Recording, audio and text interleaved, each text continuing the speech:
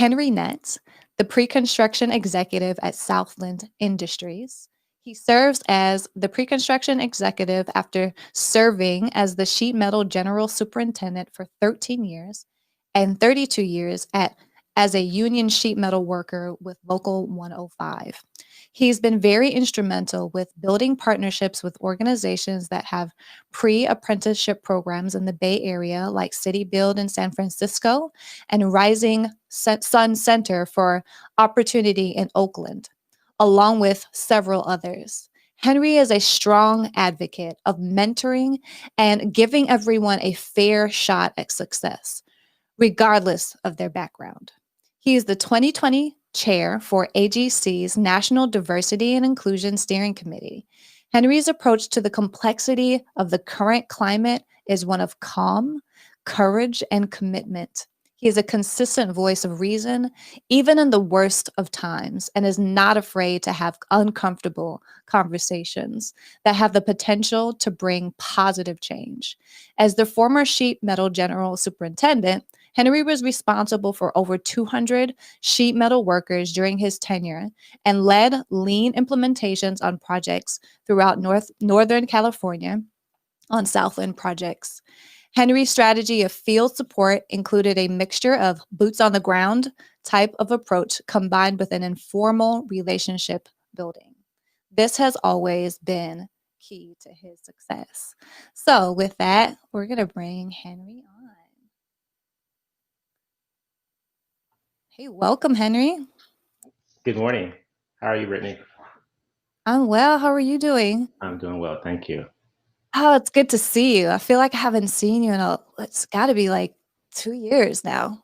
Yeah, something like that. Pretty close. Yeah, it's been a while.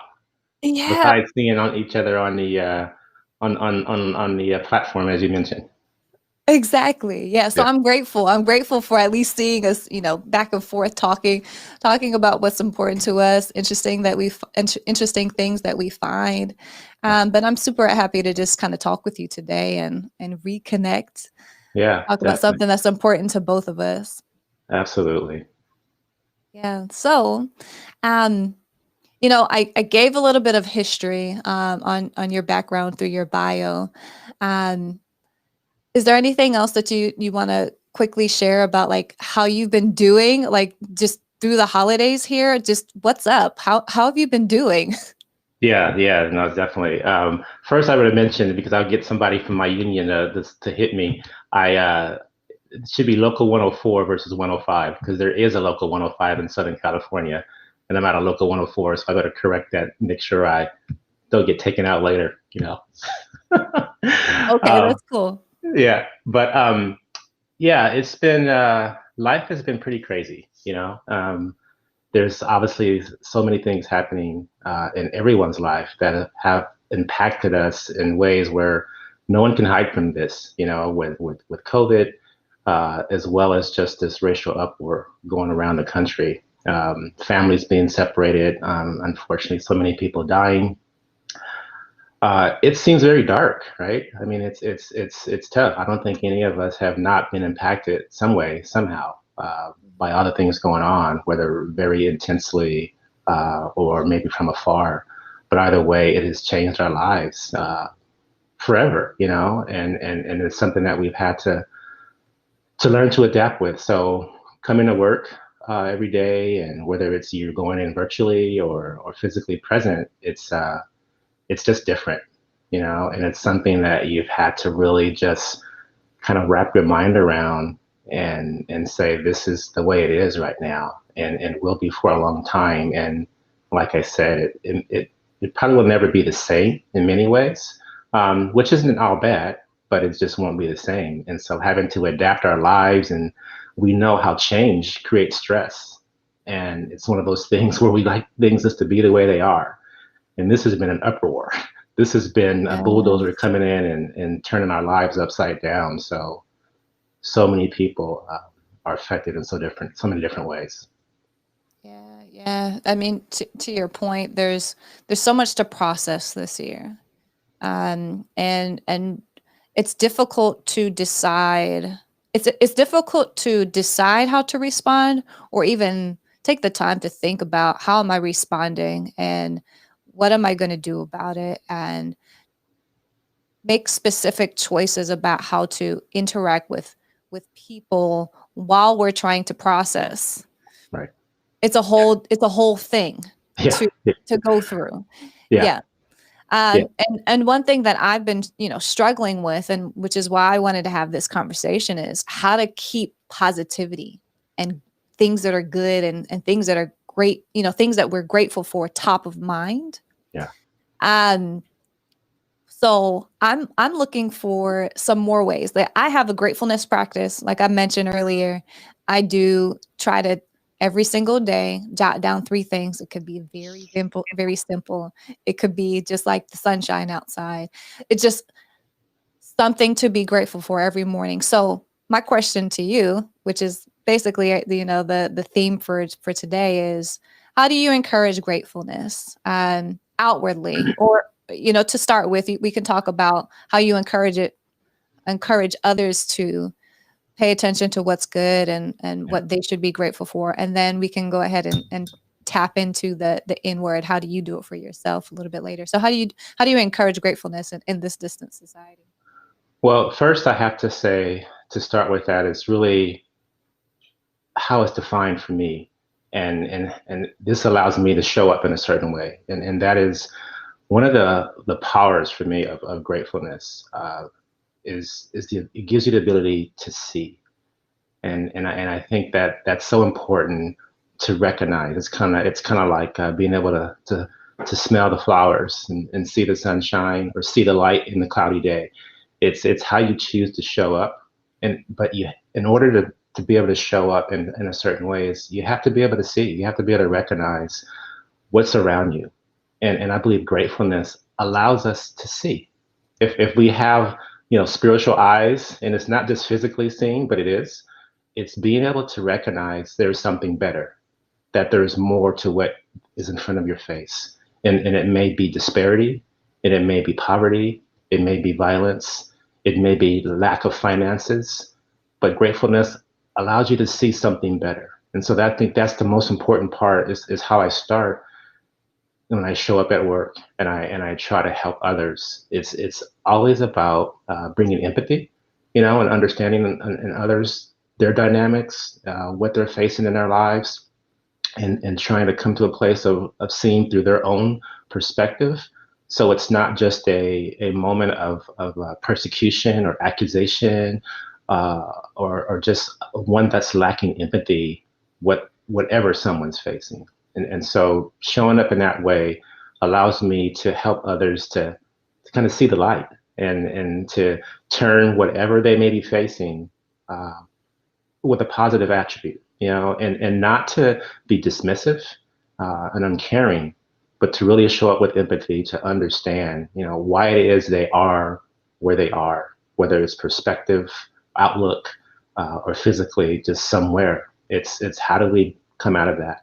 So it's really coming to the place of saying there's always something better. It could always be worse, and but not very flippant with that, really in a meaningful way, to really help others to see that your lives are better than what you think they are. In the situation that we're facing, although it's dire, it could be worse. And let's look at that, and let's figure out how do we help you see that, so you can keep moving in life and not get stuck where you're at. And that's really important, especially in work, because we have to show up and we have to do a job. And in spite of what we're facing, I always tell my former boss used to say to us, you have people that work for you and are struggling, and sometimes you just don't want to show up to work physically. Well, it's things that you go through in life, they're hard, but it's a lot harder when you don't have a paycheck. So let's figure out how do we get you there safely, execute your work, and get you back home, so that you can continue to provide, so you don't make a bad situation worse. And Mhm. so sometimes it's just as practical as that, is I understand what you're facing, but your family needs you to show up and do your job. And how can we help you to do that? So it's just really meeting people where they live, and having that empathy that you take with you wherever you go, so that you can identify with people and not be flippant and uncaring. It's really important that people know that you care. Yeah. Yeah, that's so real. It's it's so simple to take a couple moments and figure out how someone is doing, where what they're experiencing, what their world looks like from their perspective, just for a moment, so that you can kind of come together and say, okay, yep, we have a job to do, but there's always something better. There's always a little bit of a silver lining amongst the things that are taking place. Of course, the things that are top of mind for people are things that are on the edges, right? The things that are polarized, the things that are either really bad or the things that are really good. Yeah. So it's kind of coming to the point of getting people to focus a little bit on, okay, where are you now? How do we focus on the up and up, right? The positive thing, and then how do we get to work? That's what I heard from what you were saying. Yeah. Yeah. Yeah. No, absolutely. And it's so, and you know, our industry is so dangerous. You know, unfortunately, we still have people that are injured. Henry's cutting out for a little bit, and if he's coming back on in a second, we'll pull him back in. All right, I think Henry's tied up. So in the meantime, while he's getting reconnected, we'll go ahead and highlight some of the comments here, what people have responded with on what they're grateful for. Vicky says she's grateful for collaboration between colleagues outside of the industry to keep her abreast of the organizational strategies overall, as opposed to just within her industry. That's really cool. Brian, he says he's grateful for his family, his dogs, his family's health, and the health of him getting to help people and have a different relationship with their work. That's really cool. Helping people to have a different relationship with their work. Ashley says she is grateful for the health of her family and the ability to stay socially distant and still focus on positive mental health mindsets. Erin saying that she's also grateful for the heartfelt mastermind. Oh yes. Yes. We were all part of a mastermind a couple years ago, and we all had incredible learnings through our business entrepreneurship group. Also, Brian, one of the ways he has begun to practice gratefulness is by starting all of his correspondence with a thank you. It makes you stop and think of the ways the person you are corresponding with brings you value. It gives you a chance to acknowledge that and say thank you. That's gold. I really appreciate that. Thank you, Brian, for that comment. I'm sorry. We are thankful you are back. Thank you. Technology, I tell you. All right. So I'm going to ask you our last question. What are you grateful for today, Henry? Um, I am grateful for, first and foremost, always my family. That is the dearest, obviously, to me.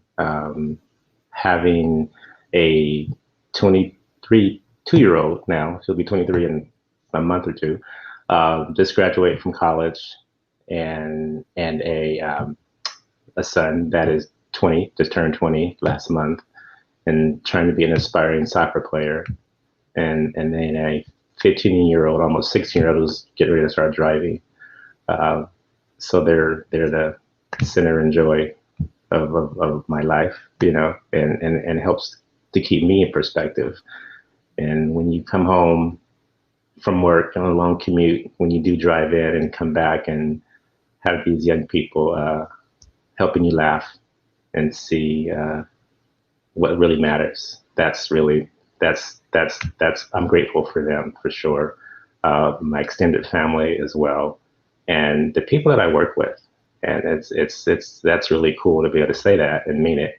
is I really enjoy the people that I work with, and I'm grateful for the relationships that I've established over with Southland for the last 14 years almost. And some of my best relationships exist there. Some of my best friends created have come through work, and just being able to meet folks like you and people around this industry that care and have so you can connect with people in different ways and learn from one another.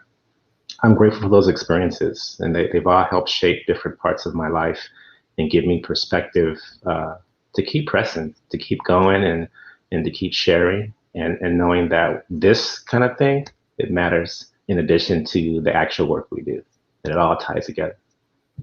Yeah. Yeah, absolutely. Um, Next time I see you, I'm going to ask you again as to when your book is going to be released. But I know it's too soon to ask you that now. But for those of you who are interested, please hit up Henry. He's on LinkedIn. He's a good guy. He has so much to give. Thank you again, Henry. It's a pleasure to have had you on the show. Thank you for having me, Brittany. You take care, and good to see you. Yeah, same here. Okay, Bye bye-bye. now. Bye.